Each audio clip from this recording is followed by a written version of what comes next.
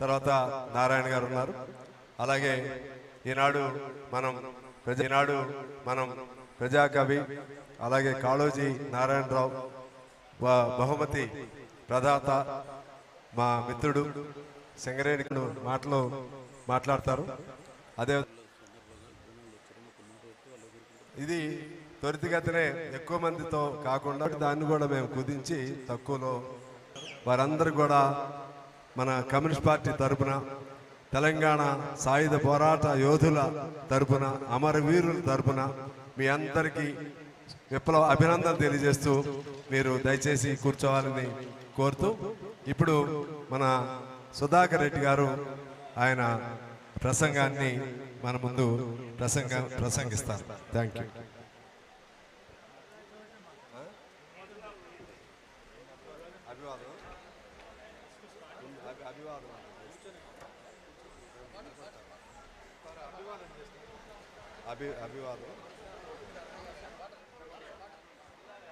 ముందుగా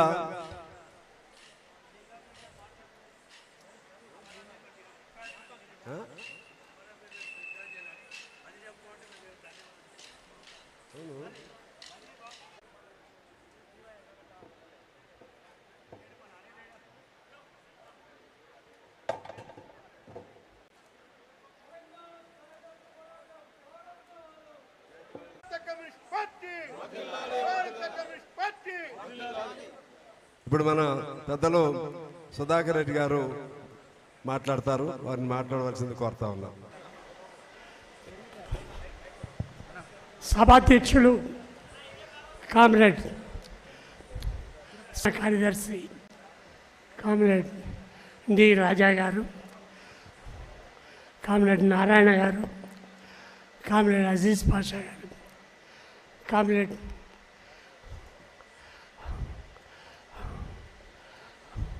సహాయ కార్యదర్శులు, కార్యదర్శి వర్గ సభ్యులు పల్లా వెంకటరెడ్డి గారు, కార్యవర్గ సభ్యులు కేంద్రం చాడా వెంకటరెడ్డి గారు, వేదిక మీద ఉన్నటువంటి పెద్ద సమావేశంలో పాల్గొంటున్నటువంటి కామ్రేడ్స్ అందరికీ నా రెడ్ సాల్యూట్. కామ్రేడ్స్, నేను ఈ పూట మాట్లాడదామని చెప్పి అనుకోలేదు. సమావేశంలో పాల్గొని కార్యక్రమం చూద్దామని మాత్రమే నేను అనుకున్నాను. నేను కొద్ది నిమిషాలు మాత్రమే మాట్లాడతాను. తెలంగాణ సాయుధ పోరాట దినోత్సవం, విలీన దినోత్సవం ఈరోజు జరుగుతున్న సందర్భంలో కమ్యూనిస్టులు ఎర్ర జెండా తప్ప వాస్తవానికి మరెవ్వరికి ఈ పోరాటాన్ని వారసత్వంగా డిమాండ్ చేసేటువంటి హక్కు లేదు. ఆనాటి ఉమ్మడి కమ్యూనిస్ట్ పార్టీ ఎర్రజెండా నాయకత్వం కింద భూస్వామ్య వ్యవస్థకు, దాని ఉపరితల నిర్మాణంలో ఉన్న నిజాం రాచరికానికి వ్యతిరేకంగా ఈ మహత్తర పోరాటం జరిగింది. ఈ తెలంగాణ గడ్డను భారత యూనియన్లో విలీనం చేసేందుకు గాను 4500 మంది కమ్యూనిస్టులు బలిదానం చేశారు. ఇప్పుడు కేంద్రంలో ఉన్నటువంటి బీజేపీ స్వాతంత్ర పోరాటంలో కానీ, ఇటు తెలంగాణ పోరాటంలో కానీ 1% వాటా కూడా లేని వారు ఈరోజు అబద్ధాలతో విముక్తి పోరాటం అని జరుపుతున్నారు. దీన్ని హిందూ ముస్లిం ఘర్షణగా చిత్రీకరించడానికి వారు ప్రయత్నం చేస్తున్నారు.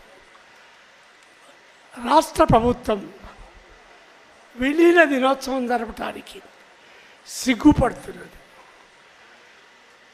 వారు ఇందులో పాల్గొనలేదు కాబట్టి సిగ్గుపడవచ్చు, కానీ అందుకు కాదు. దీన్ని విలీన పోరాటమని చెప్పటానికి, రాచరిక వ్యతిరేక పోరాటమని చెప్పడానికి ధైర్యం లేని పిరికి సన్నాసులు ఈ బీఆర్ఎస్ ప్రభుత్వం వారు. అందుకనే దీంతోగా సమైక్య దినోత్సవంగా జరపాలని వారు ఇవాళ పిలుపునిచ్చారు. దేనికి సమైక్యత? ఇది విలీనం. ఈ పోరాటాన్ని నీరుగార్చేటువంటి ప్రయత్నం ఇది. దీన్ని కమ్యూనిస్టులు అంగీకరించరు.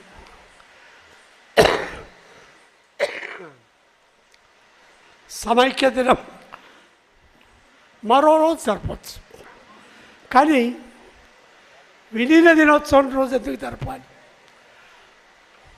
ఇది ఈ పోరాటాన్ని నీరుగార్చేటువంటి ఆలోచనతోనే వారు ఈ రకమైనటువంటి ప్రయత్నం అంతా చేస్తున్నారు. వారు కేంద్రంలో ఉన్నటువంటి బీజేపీ ఈరోజు దేశంలో ధరలు పెరిగి, నిరుద్యోగం పెరిగి, ప్రజల్లో తీవ్రమైనటువంటి అసంతృప్తి పెరుగుతూ ఉంటే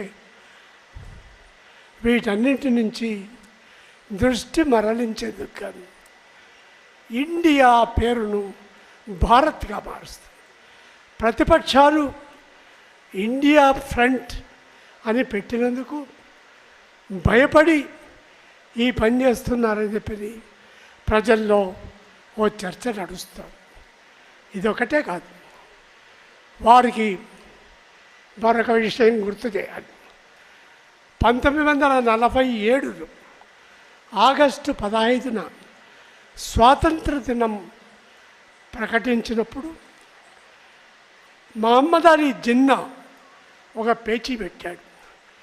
ఇండియా అనే దేశం ఇక లేదు, పాకిస్తాన్, హిందుస్థాన్. 46-47లో బ్రిటిష్ వారు దాన్ని అంగీకరించలేదు. కానీ ఇవాళ సిగ్గు శరం లేని నరేంద్ర మోడీ మహమ్మద్ అలీ జిన్నా యొక్క డిమాండ్ను అంగీకరించి దేశాన్ని భారత్ అని మార్చడానికి ప్రయత్నం చేస్తారు. వాస్తవానికి ఇండియా దట్ ఈజ్ భారత్ అని మన రాజ్యాంగంలో ఉంది. మనం ఇంగ్లీష్లో ఇండియాని, భారతీయ భాషల్లో భారత్ అని దీన్ని వాడుకుంటుంటాం. ఇది ఇవాళ అత్యవసరమా? దీనివల్లనే ఇవాళ సమస్యలు పరిష్కారం అవుతాయా? గతంలో ఏం చెప్పారు? ధరలు తగ్గాలంటే దేశంలో బీజేపీ అధికారంలో రావాలి. రామాలయం నిర్మిస్తే అయోధ్యలో ఆ దేవాలయంతో సమస్యలన్నీ పరిష్కారం అవుతాయి. ఇవాళ దేశం పేరు మారిస్తే పరిష్కారం అవుతాయి. దేశం ఇవాళ అదానీ, అంబానీ తదితర కోటీశ్వరుల చేతుల్లో ఉంది. గంటకు దాదాపు 2000 కోట్లు అదానీ సంపాదించుకుంటున్నాడని పత్రికల్లో వార్తలు వస్తుంది. వారు అనేక రకాలైనటువంటి తప్పుడు పద్ధతుల్లో ఈ దేశాన్ని దోచుకుంటున్నారని ప్రపంచంలో ఉన్న పెద్ద పెద్ద అంతర్జాతీయ సంస్థలు కోడై కూసినా నరేంద్ర మోడీ అదానికి బానిసగా ఈ రకమైనటువంటి పనులన్నీ చేస్తుంది.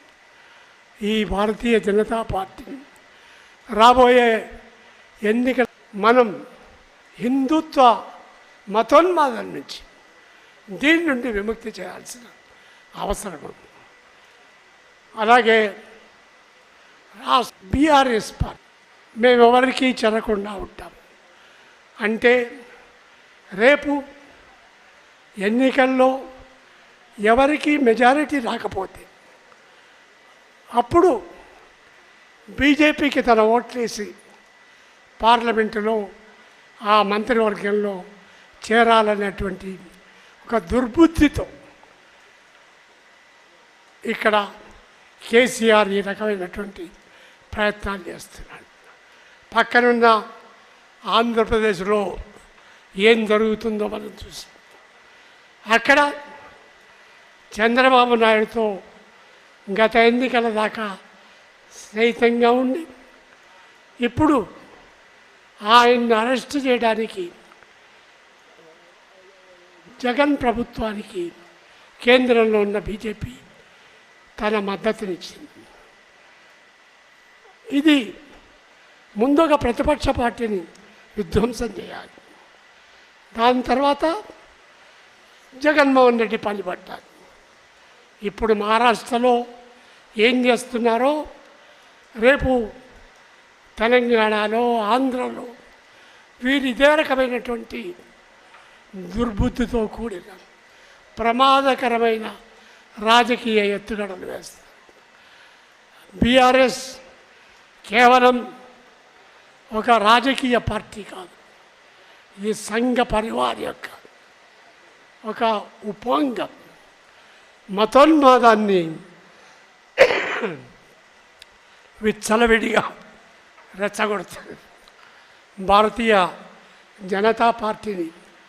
అందుకే ఈ దేశంలో ఓడించడమే భారత సమైక్యతకు ప్రధానమైనటువంటి అవకాశం కలుగుతుంది. ఆనాడు దేశంలో ఉన్న అన్ని మతాలు, హిందువులు, ముస్లింలు, క్రైస్తవులు, సిక్కులు, బౌద్ధులు, జైనులు, పార్సీలు, మతాతీతమైన లౌకికవాదులు వీరందరి సమైక్యతను కాపాడాలంటే ముందు భారతీయ జనతా పార్టీని అధికారం నుంచి తొలగించాలి. ఈనాడు తెలంగాణ సాయుధ పోరాటం ద్వారా విలీనం సాధించిన మన అమరవీరులకు, ఈ పోరాటంలో పాల్గొన్న లక్షలాది మంది మన సాధారణ కార్యకర్తలకు, ఎర్రజెండా వీరులకు, వీరందరికీ రెడ్ సాల్యూట్ చెబుతూ మనం ఈ దేశాన్ని ఈ రకమైనటువంటి శక్తుల నుండి కాపాడుకునేందుకు మరోసారి ప్రతిజ్ఞ చేద్దామని చెప్పి మీకందరికీ విజ్ఞప్తి చేస్తూ సెలవు తీసుకుంటున్నా. నమస్కారం.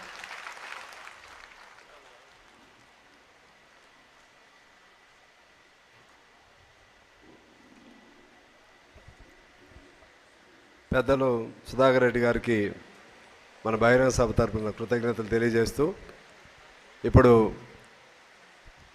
ఈనాటి ఈ బహిరంగ సభ ముఖ్య అతిథి మన భారత కమ్యూనిస్ట్ పార్టీ ప్రధాన కార్యదర్శి రాజా గారు మాట్లాడతారు. ఆయన ముందు సరళంగానే ఉంటుంది, ఆయన భాష దాదాపు అర్థమవుతుంది.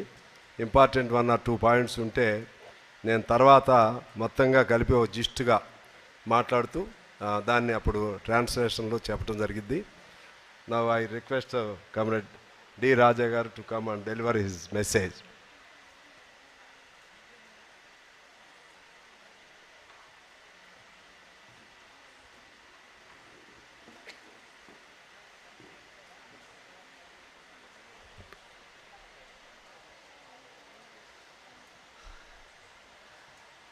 Respected, beloved Comrade Sudhakar Reddy garu, Comrade Narayana garu, Comrade Chada Venkat Reddy garu, the dais, Sodarlara, meer andariki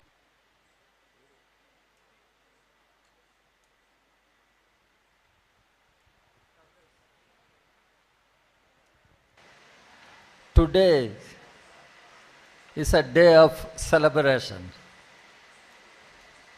day of festivities. On September 17, 1948, Telangana became part of Indian Union. We are celebrating that occasion. On this occasion, at the outset, I would like to give my salutes, tributes to comrades C. Rajeshwar Rao, Comrade P. Sundaraya, Comrade Ravinarayan Reddy, Comrade Magdum Maidin, galaxy of communist leaders who led the heroic armed uprising under Nizam rule in Telangana. And they succeeded.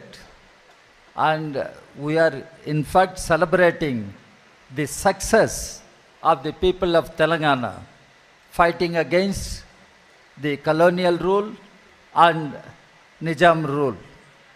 I give my tributes to those great communist leaders. Comrades, today nobody can write the history of modern India, the history of Telangana, without recognizing the heroic role played by the communists. Communists were not just part of history. Communists were, it is irony of history. BJP is observing this day. Even BRS is observing this day, whatever may be the name they call. But what was the role of BJP? The predecessor of BJP was Jansang. The mentor of Jansang was and is RSS. They had no any role in the freedom struggle of our country. They had no any role. They cannot claim anything as their contribution to the independence of our country. Even Mr. KCR should understand. There was no BRS that time. That's another thing. Whether he will understand or not, we will leave it to him. It was communists who stood against colonial rule. India was under colonial rule. India was under British rule. Some parts were under the colonial rule of other countries. Pondicherry was under French colonial rule. Goa was under Portuguese colonial rule. Besides this, there were small kingdoms, small rulers here and there. And Telangana, this part of our country, was under Nizam rule. It is all known to you. Why I am saying the freedom movement became a popular movement, a mass movement, only when communists came to the forefront. Communists emerged as the prime players in the struggle for independence of the country. Our party was formed in the year 1925. Before that, the communists unitedly formed All India Trade Union Congress, AITC. It was in the year 1920. That was the time Gandhi came from South Africa. Gandhi started his own movement. But only when communists came to the forefront of the freedom movement became a popular movement, a mass movement, a people's movement. This is what the history tells us. In Telangana, this part, there was Nizam rule. What was that rule? It was the rule of feudals, rule of landlords, and they were treating the people here as slaves. And they had their own army, which was called Rajakars. Who were the Rajakars? What was their job? Just to kill the people, suppress the people, and exploit in whatever way they could. That was the time communists emerged. And the history put the big task on the shoulders of communists. It was the time Comrade Ravinarayan Reddy, Comrade Magdumadin, and other leaders, Badam Bella Reddy, all these leaders made an appeal to the people of this region. Enough is enough. Now we will have to stand up. We will have to fight these cruel feudal rulers, the landlords. We will have to confront the Rajakars. Take up arms. Take up arms. That is how the armed uprising began in this part of our country. Armed uprising. Openly, the communists asked the people, take up arms. Fight the Rajakars. Fight against the feudal lords. That is how the armed uprising, the armed struggle began in Telangana, this part. And I must say, Comrade Rajeshwar Rao, Comrade Sundaraya, they were all in the field, mobilizing the people, leading the people, and passing through all hardships. I don't want to take this time to narrate what sort of ordeals they confronted, but they were in the field.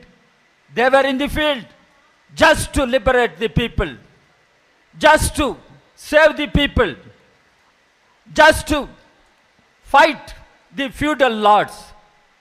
It was going on. And all over the country, the communists were in the forefront of freedom struggle. Communists, take any part, and communists were in the forefront.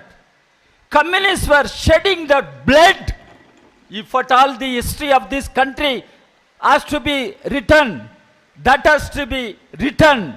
And it was written with the blood of the communists. And communists shed the blood. Communists laid their lives. Communists suffered in prisons. Communists made supreme sacrifices.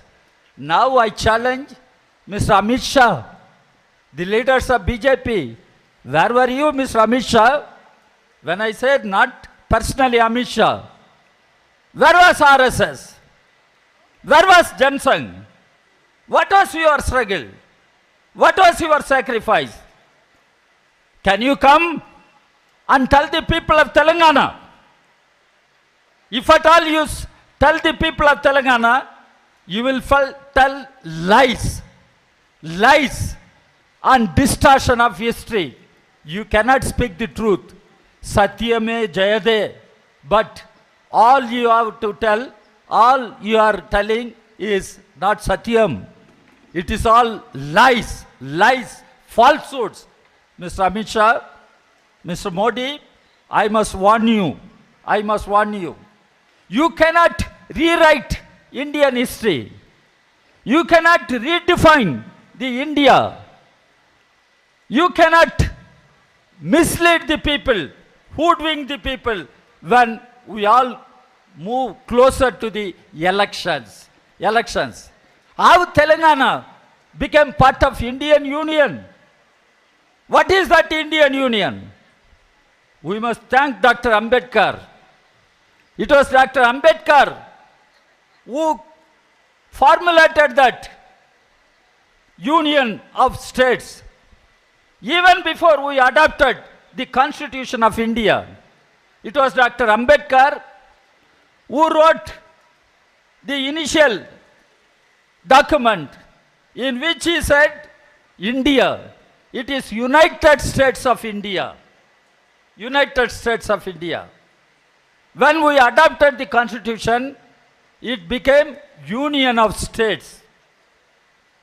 So after independence in 1947, all the provinces became part of Indian Union. Besides certain areas under colonial rule, there were certain areas under small kings, small rulers like Nizam. And there were under pressure in Telangana. It was communists who fought against Nizam rule. And when I say this, communists took up the problems of farmers, agricultural workers, the poor people. Communists never looked at it as a dispute or conflict between Hindus and Muslims. Now BJP is trying to distort the history as though it was Hindus, it was struggle between Hindus and Muslims. I reject that. Mr. Amit Shah, Mr. Modi, beware. We are all human beings. We may go today or tomorrow, but this country will have to survive. If India survives, nobody dies. If India dies, nobody will survive. Mr. Modi, you should understand. Mr. Amit Shah, you should understand. Don't look at everything from the communal prism as a Hindu-Muslim. Sardar Patel was there. We all know. He was part of the government. Jawaharlal Nehru was there. Ambedkar was there. Galaxy of leaders were there. It was not because just Patel ordered armies to march over to Telangana. Yes, it happened, but the success came because of people. The people fought against Nizam rule. The communists were with the people. This historical truth must be understood properly. It was communists who stood and who fought for the people of Telangana. And communists mobilized the illiterate farmers, the illiterate agricultural workers, and asked them how to handle the weapons, how to fight against the trained Razakars, how to win the battle. It was communists. Today, when we celebrate the day, September 17, 1948, and the people of Telangana, this soil of Telangana, they know who shed the blood, who led the battle. That is why we, the communists, have an historic task today to tell the people and mobilize the people for safeguarding our independence, for safeguarding our freedom. When I say this, country is passing through multiple challenges. Country is in all pervasive crisis. we must understand. Now the BJP claims after G20, Mr. Modi has become very popular. He has become a very strong leader. I must tell them, after G20, what is happening? The value of Indian rupee has been falling to an unprecedented low. Mr. Modi, do you understand? You claim you will come back to power third term and you will make Indian economy as the third largest economy in the world. Mr. Modi, what is happening today? What is the value of Indian rupee? Please tell us. Tell the people here. Tell the people of Telangana. Where is your popularity? Where is your value in international arena? You cannot safeguard the value of your own rupee. Economy is in shambles. Whatever promises you made, they are all proved to be lies. It is Modi who said, once BJP comes to power, 2 crore jobs every year. Now 9 years are over. 18 crores jobs should have been created. Mr. Modi, can you come to Hyderabad and tell the people how many crores of jobs you have created? How many crores of jobs you have created for Telangana? Can we ask or not? Mr. Modi promised he will unearth block money. Then every one of you will get 15 lakh rupees in your bank account. Who has got that 15 lakh rupees? Mr. Modi? If at all, some people have become rich, Ambanis and other corporate houses. Who else? I am asking Mr. Modi. For the past 9 years, a disastrous misgovernance, misrule of Modi, and constitution is under attack. Makes it clear we the people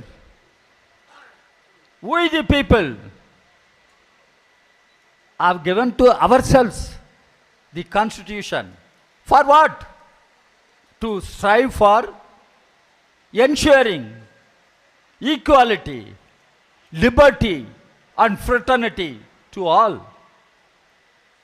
Strive for establishing justice, social, political and economic. But what is happening today, Mr. Modi?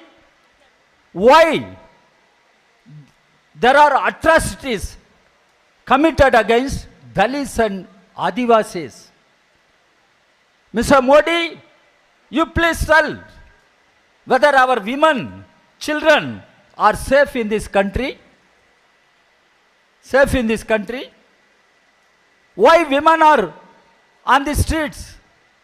We witnessed how the wrestlers for justice. What was the answer of Mr. Modi? Nothing. Now Manipur is in turmoil. Civil war is going on in Manipur. Civil war. I had been to Manipur. Our party delegation was in Manipur. We could see separation, physical separation of different ethnic groups. Who created this? Modi talks about double engine government. Manipur BJP government, union government BJP, but double engine government has completely failed in Manipur. No solution of the parliament. Even till this minute, no political party is clear. What are going to be the issues? No party is clear because the government as parliament belongs to the opposition. Opposition should raise issues of the people and hold the government accountable, answerable. Opposition should hold the executive answerable, accountable to the people.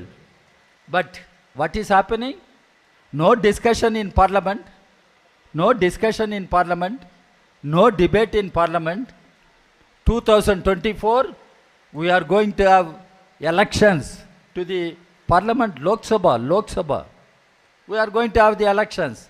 But this is how the parliament is functioning. That is where we question Mr. Modi and his government. Under your rule, the constitution is undermined. The basic values of our constitution are debased and dismantled. Secular democracy is debased. Federalism is debased. And Dr. Ambedkar said, India, that is Bharat, Union of States, and India should have the federal system of governance. Where is federalism? The powers of state governments are snatched away. The governors are acting as agents of the BJP government at union level. What is happening in Tamil Nadu or what is happening in Telangana? How the governors are functioning? You all must be knowing. But where is federalism?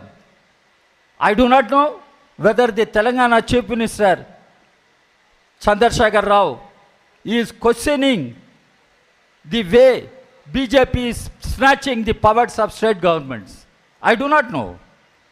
What is his politics today? I do not know. If at all people know outside, KCR is playing very evasive game.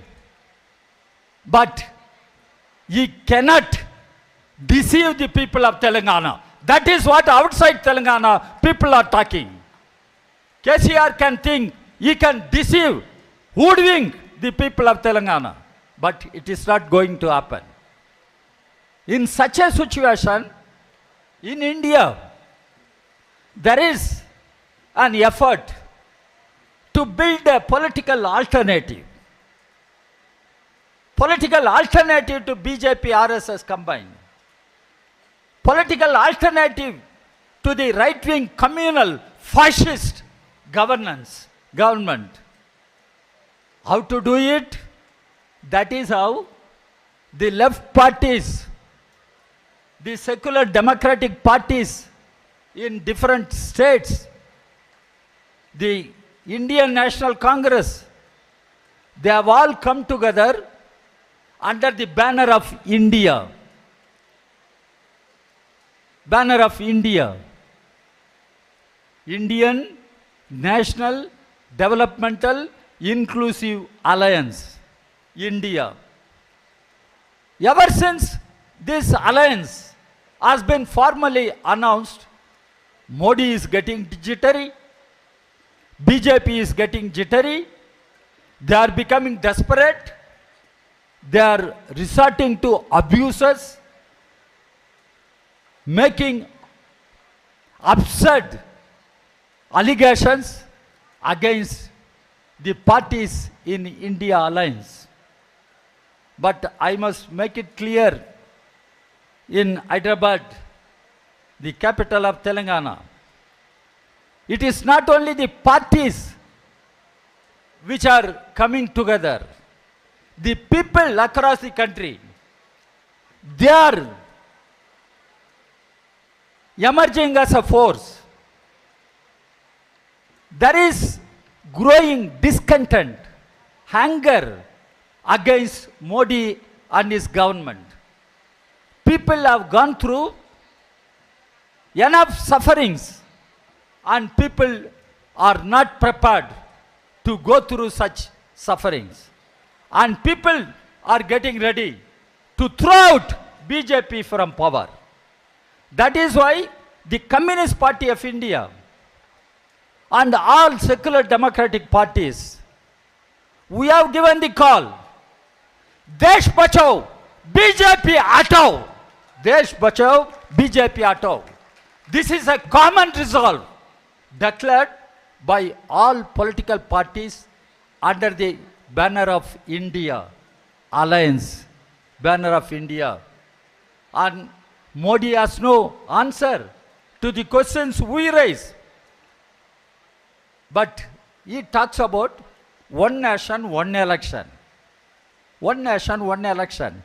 Mr. Modi, before taking up such issues, please have a team of experts who can study the debates which went on in the Constituent Assembly. How Dr. Ambedkar and other leaders dealt with the issues. At least listen to them and take any position. Dr. Ambedkar said, India is a country of tremendous diversities. And India will have always multiple elections. That is why the present election commission should have been a permanent commission drawing powers from the very constitution. Anticipating in a country with diversity, there will be elections and we will have to face those elections. Mr. Modi talks about expenditure of having separate elections. Mr. Modi, do not try to teach the people of this country how expenditure should be managed. How expenditure should be managed. Recently, CAG gave a report on national highways. What they have said? 7.5 lakh crores. 7.5 lakh crores. Corruption. Even when 2G corruption was raised, CAG report only mentioned notional laws. Notional laws. And today the present CAG report says 7.5 lakhs corruption. Who did that? What was the part of Adani? What is the part of Adani? Mr. Modi, can you tell the people? Can you tell the truth to the people? And he talks about expenditure. If that is so, who collects electoral bonds? Who collects corporate funds? It is BJP. Everybody knows. Electoral bonds, corporate funds, everything BJP. And BJP is the richest political party today. But the constitution, everybody made it clear. India, there should be elections. In a multi-party system, elections must be free and fair. All political parties must have level playing field. Level playing field. Elections must be free and fair. And as communists, I am proud.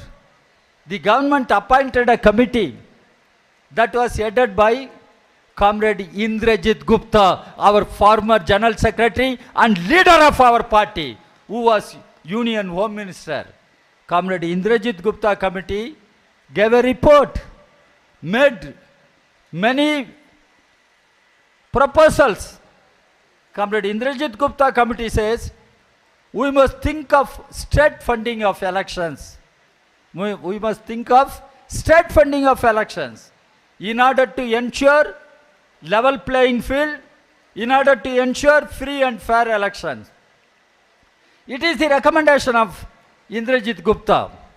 We have been saying, let us discuss comprehensive electoral reforms. Modi is not ready. BJP is not ready. The present election commission is not ready. They don't want to discuss comprehensive electoral reforms, proportional representation system, all such things. In such a situation, Modi is trying to manipulate.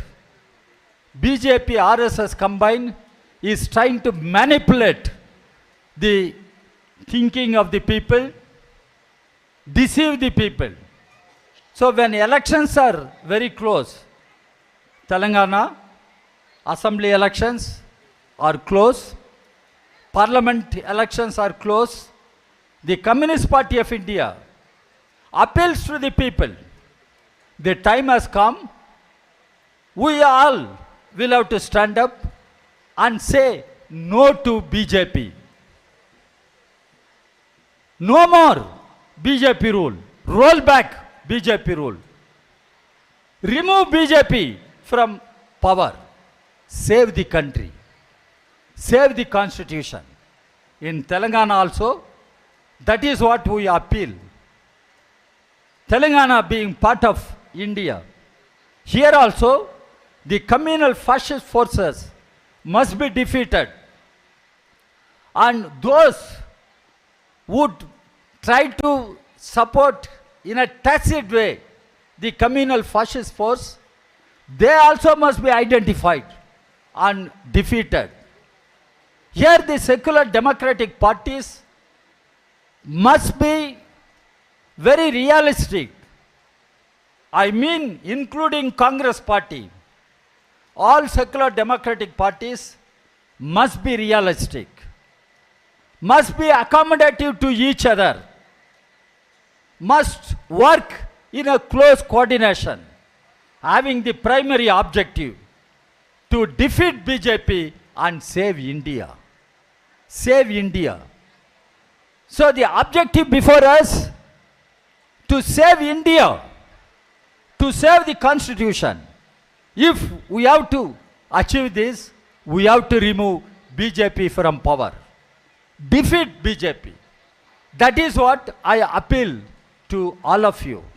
Let us put all our efforts together, mobilize the people, and ensure the defeat of BJP at national level, and ensure the defeat of BJP and its allies in Telangana also, and ensure the victory of the secular democratic parties, including the left parties, I mean CPI, CPM, including left parties. Now the history demands the communists have reasonable presence in state assemblies, in parliament. It is only communists who can guarantee, who can safeguard the interests of the people and the country. Communists have no self-interest. Communists have only the interests of the people and the country.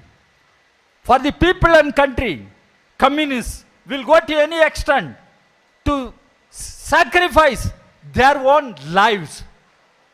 That is why we are holding the red flag. The red flag is not a just symbol. Red flag symbolizes the supreme sacrifices of the communists. And communists can be killed, but communists will not retreat from the struggle. Communists will never be defeated. Communists will win. Communists will win. That is what Indian history has shown to us. The history of Telangana has shown to us. History of Telangana has shown to us. Why we are celebrating September 17? Why our children, women are dancing, singing? It is a celebration. And we are the rightful people to celebrate September 17. We are the rightful people. The communists are the rightful people to celebrate. Now, others are also celebrating. But people know who are them, who are they, and what they did during freedom movement, during our struggle against Nizam rule. People know. So it is communists who are the rightful claimants, inheritors of Telangana movement. And when we celebrate this day, and we should see the future task, the challenges before us. The challenge is we will have to fight and defeat BJP. Defeat BJP. How to do that? There we will have to mobilize secular democratic parties. We will have to mobilize the people in the struggle against BJP. And on this day, historic day, September 17, when we celebrate the Telangana's joining the Union of India, we must take a pledge. We must take a pledge that the communists of Telangana will continue to fight, not only to safeguard Telangana and its interests, to safeguard India and its interests. In order to achieve that goal, the communists will stand up and fight on the streets, making supreme sacrifices in order to defeat BJP. Defeat BJP, save India. India is our mother. India is our mother. And we should save our mother. And if at all we want to save our mother, we will have to remove this. Tomorrow is ours. Tomorrow is ours. And India is ours. Telangana is ours. The red flag will win the battle and carry forward the support of the people in the coming days. Thank you very much.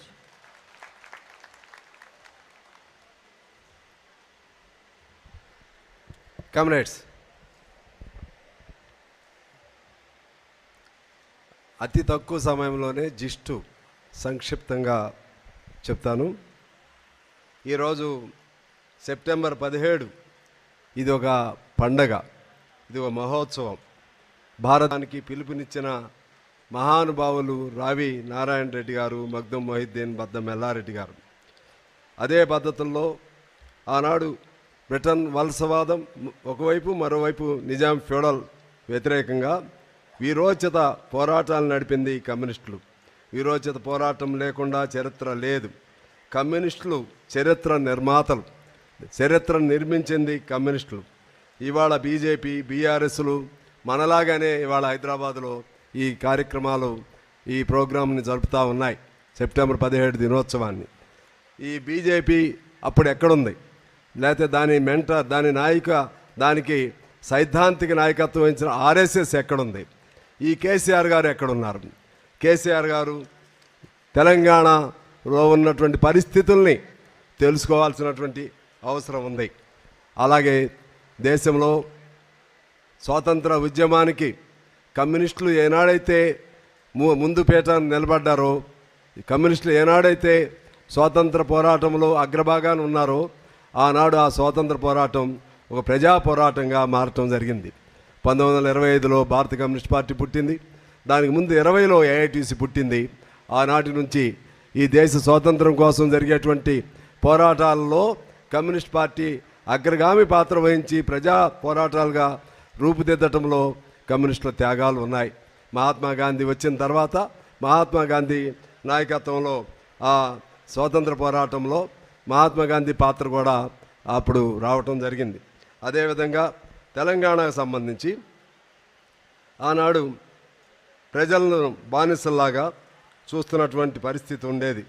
భూస్వాములు, రజాకారులు ఆ విధంగా జరుగుతున్న పరిస్థితుల్లో ప్రజలను చంపివేయడం, అణిచివేయడం ఇవన్నీ జరిగే తరుణంలో communist party ఆయుధాలు చేపట్టండి, తిరుగుబాటు చేయండి, అదేవిధంగా ఒకవైపు ప్రజలను అణిచివేస్తూ మరోవైపు దేశంలో కలవకుండా హైదరాబాద్ సంస్థానం స్వతంత్రంగా ఉన్న సమయంలో దేశంలో విలీనం కావాలంటే, ప్రజలు ఎదుర్కొంటున్న ఇబ్బందులు తొలగాలంటే సాయుధ పోరాటం ఒకటే మార్గం, ఆయుధాలు చేపట్టండి అని చెప్పి కమ్యూనిస్ట్ పార్టీ పిలుపివ్వటం జరిగింది. దానికి చండ్ర రాజేశ్వరరావు, సుందరయ్య గారులు అక్కడ బయట నుంచి అదేవిధంగా అనేక రకాలుగా ఈ ఉద్యమానికి వారు సపోర్ట్ ఇవ్వడం జరిగింది. ఆనాడు కమ్యూనిస్టులు తెలంగాణ గడ్డ కోసం తమ రక్తాన్ని సిందించారు, ప్రాణాలు అర్పించారు, అనేక త్యాగాలు చేశారు. ఇది కమ్యూనిస్టుల చరిత్ర, తెలంగాణకు కమ్యూనిస్టులకు ఉన్న అనుబంధం. ఇవాళ అమిత్ షా వచ్చి ఇక్కడ మీటింగ్లో ఇవాళ వచ్చాడు. అప్పుడు నీ జనసంఘ్ అప్పుడు జనసంఘ్ పార్టీ ఉండేది, నీ పాత్ర ఏమిటి, ఆర్ఎస్ఎస్ ఏమిటి, ఇవన్నీ కూడా వారు మన దృష్టికి తీసుకురావటం జరిగింది. అదే పద్ధతుల్లో అంబేద్కర్ గారు ఇవాళ బీజేపీ ఇంకొక కొత్త ఎజెండాని తీసుకుని వచ్చి భారత్ లేకపోతే ఇండియా అనే పేరుతో దీన్ని ప్రజల్ని మభ్యపెట్టడానికి, తమ ఓట్ల రాజకీయాల కోసం ప్రయత్నం చేస్తున్న పరిస్థితుల్లో ఆనాటి రాజ్యాంగంలో మొదటి వారు అనేక ఎజెండాలు పెట్టుకుని భారతదేశాన్ని చీల్చడానికి కూడా ప్రయత్నం చేస్తూ ఉన్నారు. ఈ క్రమంలోనే G20 వచ్చింది. G20 నాయకుడిగా చిత్రీకరణ చేయడానికి బీజేపీ వాళ్ళు ప్రయత్నం చేస్తూ ఉన్నారు. ఇది వాస్తవమా కాదా అర్థం చేసుకోవాలి. ఎందుకనంటే ఆనాడు మోడీ గారు బీజేపీ మొదటి అధికారంలోకి వచ్చే క్రమంలో సంవత్సరానికి 2 కోట్లు ఉద్యోగాలు ఇస్తామన్నారు. ఇప్పుడు 9 సంవత్సరాలు అయిపోయింది. 18 కోట్లు ఉద్యోగాలు ఏమయ్యాయి అని వాళ్ళు అడగవలసిన పరిస్థితి వచ్చింది. ఇవాళ హైదరాబాద్ వచ్చి మోడీ గారు చెప్పగలుగుతావా, హైదరాబాద్లో ఎన్ని ఉద్యోగాలు ఇచ్చావు, తెలంగాణలో ఎన్ని ఉద్యోగాలు ఇచ్చావో చెప్పగలుగుతావా? నల్ల డబ్బును తీసుకుని బయటికి తీసుకొచ్చి ప్రతి కుటుంబానికి 15 లక్షలు ఇస్తా ఉన్నావు. డబ్బు ఎక్కడుంది? అది ఆదాని అంబానీలు వాళ్ళ దగ్గర ఉంది. ఆ విషయం ఒప్పుకోగలుగుతావా? ఇవన్నీ కూడా వీటికి సమాధానం చెప్పాల్సిన బాధ్యత ఉంది. అంతేకాదు ఈనాడు రాజ్యాంగం దాడికి గురవుతుంది. రాజ్యాంగంలో ప్రజలమైన మేము సమర్పించుకుంటున్న రాజ్యాంగం అనే అంశం పొందుపరచబడి ఉంది. కానీ ఆ ప్రజలకి వాళ్ళ రక్షణ లేదు. ఆదివాసీలపైన దాడులు, ఆడవారిపై అత్యాచారాలు, అదేవిధంగా మణిపూర్ లాంటి చోట అంతర్యుద్ధం, మణిపూర్లో మహిళలకు రక్షణ లేదు. డబల్ ఇంజిన్ ప్రభుత్వం అని చెప్తున్న బీజేపీ కేంద్రంలో మీరే ఉన్నారు, మణిపూర్లో మీరే ఉన్నారు. మరి అక్కడ జరుగుతున్న పరిస్థితులు ఏమిటి? పార్లమెంట్లో సమగ్ర చర్చలు లేవు. మరలా ఇప్పుడు స్పెషల్ ఇది మన ప్రత్యేక సమావేశం పేరుతో మళ్ళీ జరుపుతూ ఉంటున్నారు. దాని ఎజెండా ఏంటో ఎవరికి తెలియదు. ప్రతిపక్ష పార్టీలని పరిగణలో తీసుకోవటం లేదు. ఆనాడు రాజ్యాంగంలో ప్రతిపక్ష పార్టీల పాత్ర గురించి కూడా అనేక ఆ ప్రతిపక్ష పార్టీల నిర్మాణ పాత్ర, దానికి సంబంధించినటువంటి ప్రజాస్వామ్య పరిడి వెళ్ళటానికి ప్రతిపక్ష పార్టీల పాత్రని అత్యంత ఉన్నత స్థితిలో ఆనాడు చర్చించడం జరిగింది. అవన్నీ కూడా వీళ్ళు పట్టించుకోవట్లేదు. ఫెడరల్ వ్యవస్థను పూర్తిగా దుర్వినియోగం చేస్తున్నారు. గవర్నర్ వ్యవస్థను దుర్వినియోగం చేస్తున్నారు. ఇవాళ కేసీఆర్ గారు ఎటు పయనిస్తున్నాడో నాకైతే తెలియదు. ఇక్కడ బయట అయితే ఆయన ఏం చేస్తున్నాడో అర్థం కావట్లేదు. దాగుడు మూతలు ఉన్నట్లుగా అర్థమవుతూ ఉంది. ఆయన పూర్తిగా బీజేపీకి సపోర్టా లేకపోతే ఇంకా కాదా ఏమిటనేది అర్థం కాకుండా కేసీఆర్ గారి ప్రవర్తన ఉంది. అదేవిధంగా ఇవాళ ఇండియా ఈ స్థితిలో భారతదేశంలో ఈ ఫాసిస్టు బీజేపీని పారదోలటం కోసం ఇండియా అనేటువంటి ఒక వేదికగా అనేక అన్ని లౌకిక అలాగే సెక్యులర్ పార్టీ లౌకిక అలాగే లెఫ్ట్ పార్టీస్ అన్నీ కూడా ఇండియా అనే కూటమిని ఏర్పాటు చేయటం జరిగింది. అందువలన ఇవాళ మన ముందు ఉన్నటువంటి కర్తవ్యం ఈ దేశాన్ని రక్షించుకోవాలి, బీజేపీని పారదోలాలి. ఆ వైపుగా మనందరం నడుద్దాం. ఆ క్రమంలోనే అంబేద్కర్ చెప్పిన అంశాలను కూడా మనం పరిగణలో తీసుకుందాం. వైవిధ్యాలతో కూడిన ఈ భారతదేశంలో ఇవాళ ఒకే ఎలక్షన్, ఒకే దేశం అనే పేరుతో వీళ్ళు కొత్త స్లోగన్తో వస్తున్నారు. ఇది సాధ్యం కాదు. వైవిధ్యాలతో కూడిన ఈ దేశంలో అనేక ఎన్నికలు జరుగుతూ ఉంటాయి. దాన్ని అంగీకరించవలసినటువంటి అవసరం ఉంది. అదేవిధంగా దానికి ఆయన చెప్పే మన మోడీ గారు చెప్పే రీజన్ ఇవాళ ఒకే ఎలక్షన్ జరిపితే ఖర్చులు తగ్గించబడతాయని చెప్తా ఉన్నారు. కానీ ఈ మధ్య ఒక రిపోర్ట్ రావటం జరిగింది. అందులో జాతీయ రహదారుల్లోనే 7.5 లక్షల కోట్ల అవినీతి జరిగినట్లుగా, అవినీతిలో ప్రధాన పాత్ర ఆదాని లాంటి వాళ్ళది ఉన్నట్లుగా ఉంది.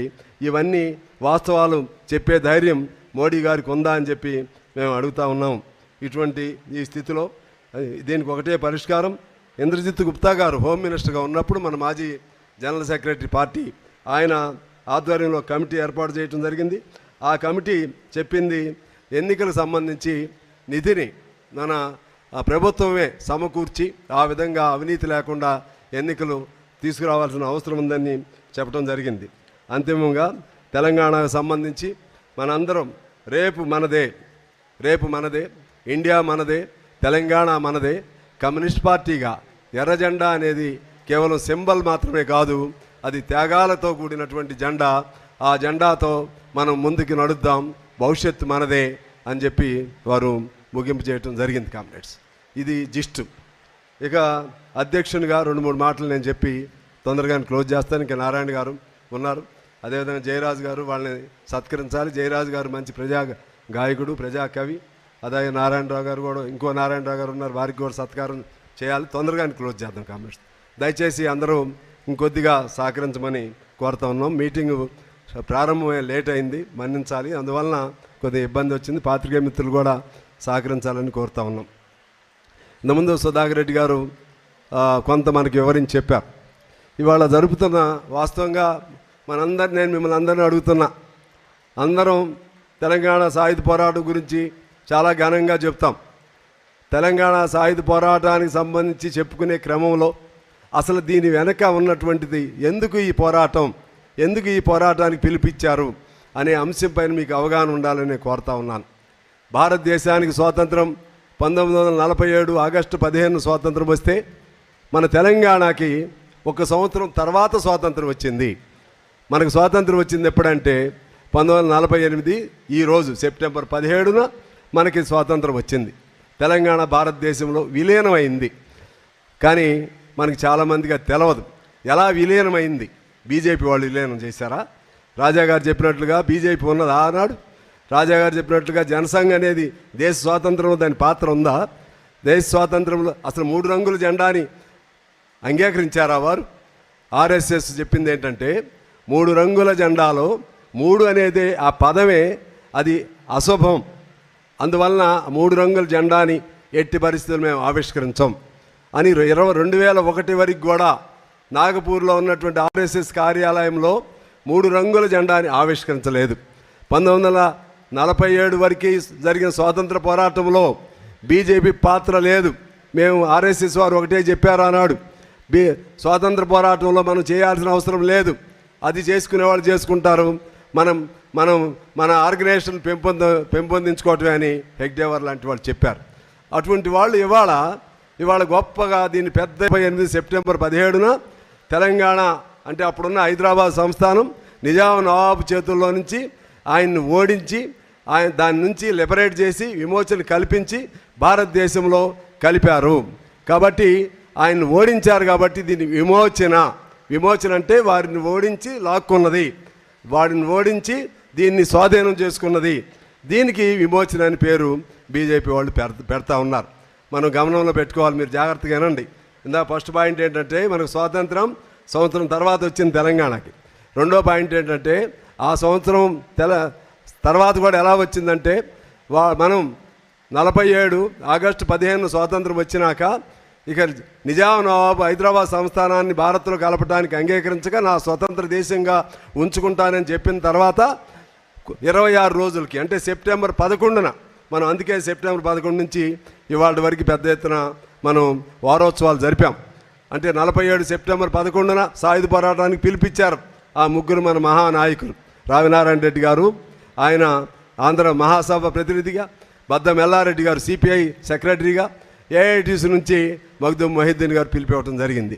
ఆ పోరాటంలో ఆ సంవత్సర కాలంలోనే గ్రామాల్లో ఉన్నటువంటి దొరలు, జమీందారులు, జాగీర్దారులు ఆ విధంగా అందరూ పారిపోయి హైదరాబాద్కి వచ్చి నిర్వీర్యమైపోయిన తర్వాత ఇక గత్యంతరం లేని పరిస్థితుల్లో ఆనాడు నిజాం నవాబు పటేల్కు సంకేతం పంపించి ఇక కమ్యూనిస్టులు వచ్చి తెలంగాణ హైదరాబాద్ను కూడా ఆక్రమణ చేసుకునే ప్రమాదం వచ్చింది, కమ్యూనిస్టుల దాడి నుంచి మమ్మల్ని కాపాడాలి, మేము భారతదేశంలో లొంగిపోతామని కబురు చేసిన తర్వాత 48 సెప్టెంబర్ 13న ఆయన ఇక్కడికి వచ్చాడు. పటేల్ అంటే జనరల్ చౌదరి నాయకత్వంలో సైన్యం వచ్చింది. వచ్చిన 2-3 రోజులకే వీరు అందులో కలిసిపోయి విమోచన చేశాం, యుద్ధంలో ఓడించామంటున్నారు.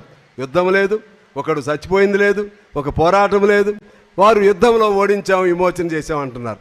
విమోచన నిజంగా జరిగి ఉంటే సుధాకర్ రెడ్డి గారు చెప్పినట్లుగా నిజంగా జరిగి ఉంటే మరి అంత ప్రజాకంటకుడు కదా నిజాం నవాబు. యుద్ధంలో ఓడిపోయినటువంటి ప్రజాకంటకుడిని యుద్ధ ఖైదీ కింద యుద్ధ నేరస్తుడి కింద ట్రీట్ చేయాలా లేదా? ఎందుకు చేయలేదు? ఆయనకి ఇంకా రాజప్రముఖ అనే బిరుదు ఇచ్చారు. రాజప్రముఖ అని బిరుదిచ్చి సంవత్సరానికి ₹1 రాజభరణం ఇచ్చే విధంగా ఆయనతో ఒప్పందం చేసుకుని యథాతథ ఒప్పందం పేరుతో గౌరవప్రదంగా ఒప్పందం చేసుకున్నారు ఆనాడు.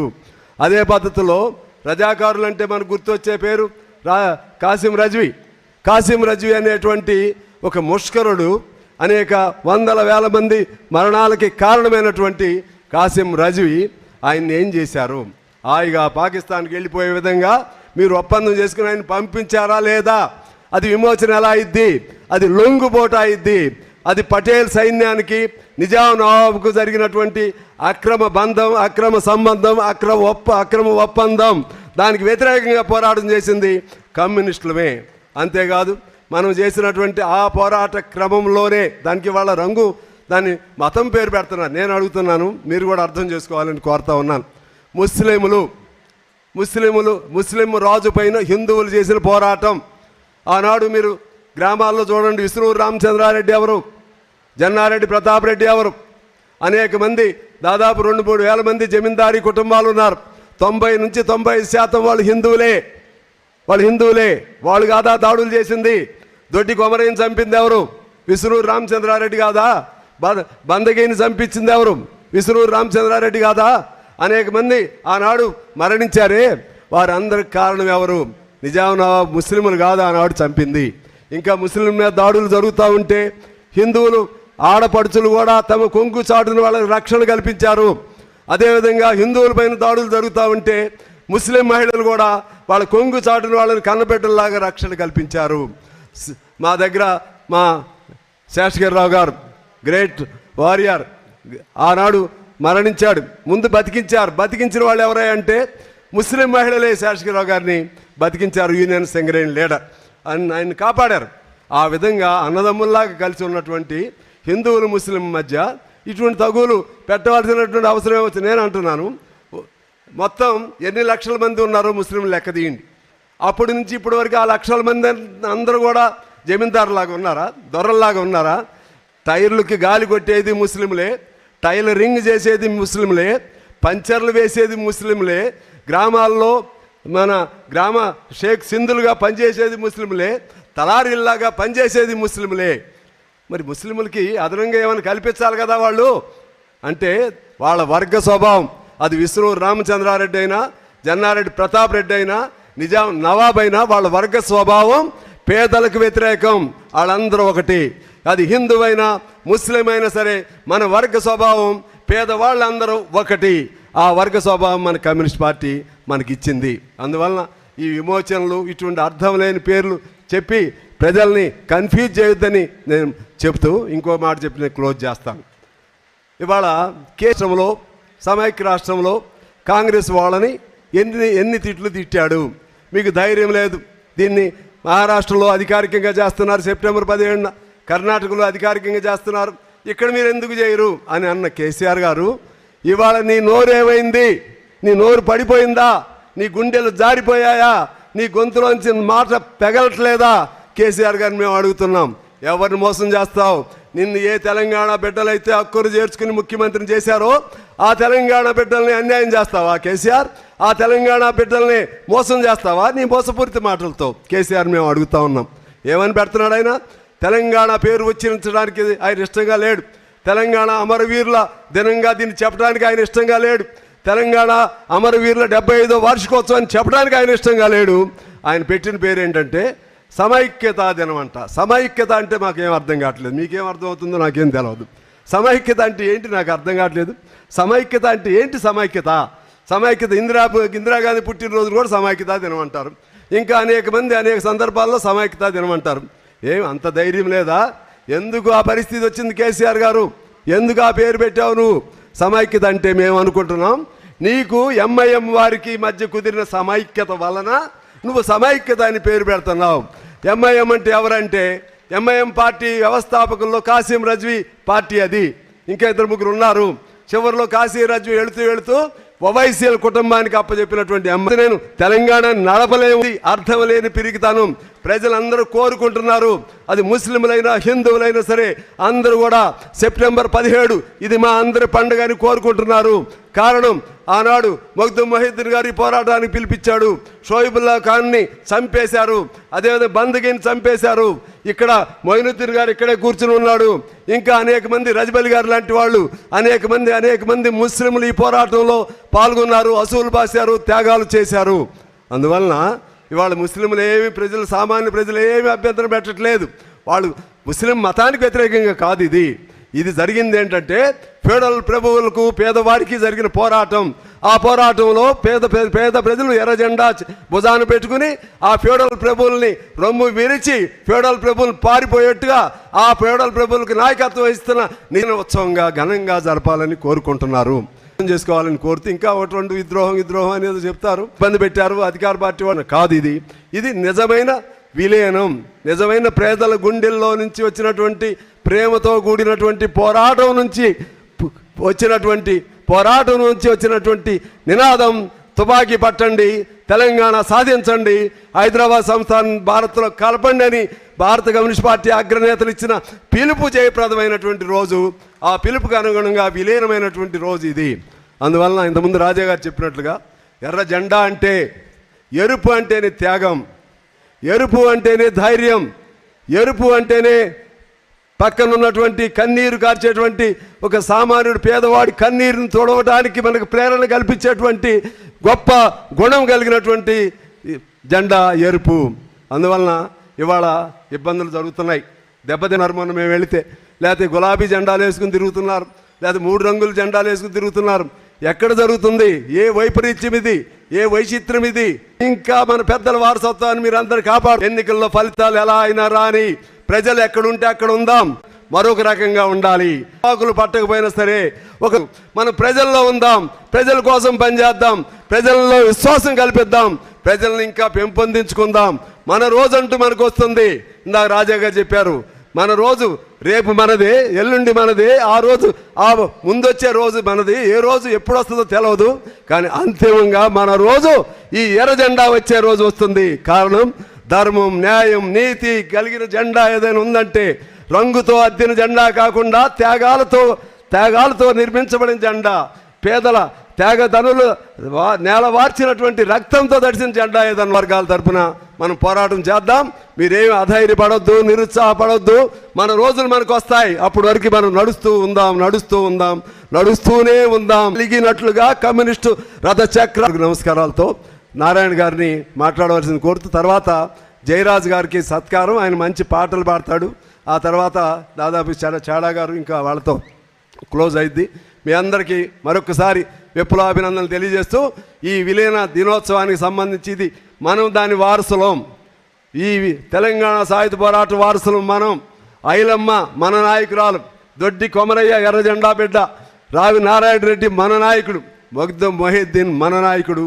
ఆ విధంగా ఆ నాయకుల వారసత్వాన్ని నిలబెట్టుకుందాం, కాపాడుకుందాం అని చెప్పి తెలియజేస్తూ మరొకసారి మీ అందరికీ విప్లవ అభినందనలు తెలియజేస్తూ సెలవు. Thank you.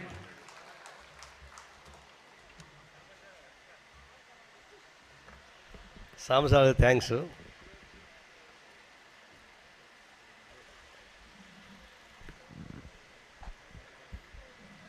ఈ సమావేశ ప్రాముఖ్యత అంతా చెప్పారు కాబట్టి మళ్ళా నేను రిపీట్ చేయక్కర్లా. నాకు సంతోషం ఏంటంటే జయరాజు గారు ఇక్కడే ఉన్నారు. ఆయన ఈ మధ్య శిలా నీవే, శిల్పి నీవే, శిల్పం నీవే అని చెప్పని ఒక అద్భుతమైనటువంటి పాట రాశారు. అది లైఫ్ అంతా దానిలో వస్తుంది. నేను బాగా ఇష్టపడినటువంటి పాట అది. ఇప్పుడు ఆయన సంవత్సరం ఇక్కడ మాట్లాడుతున్నాను. ఆయన సన్మానం చేయడం అనేది గర్వకారణంగా ఉంది. కానీ సామాజిక చైతన్యానికి దీన్ని ఎవరు పడితే వాళ్ళు చెట్టు పేరు చెప్పి కాయలమ్ముకునే పద్ధతుల్లో వస్తూ ఉన్నారు. ఒక అచ్చేసిన ఆంబోత్ ఒకటి వచ్చింది, బహుశా సికింద్రాబాద్. ఆ ఆంబోత్ ఎక్కడైనా తిరగచ్చు, దాని జోలికి ఎవరు.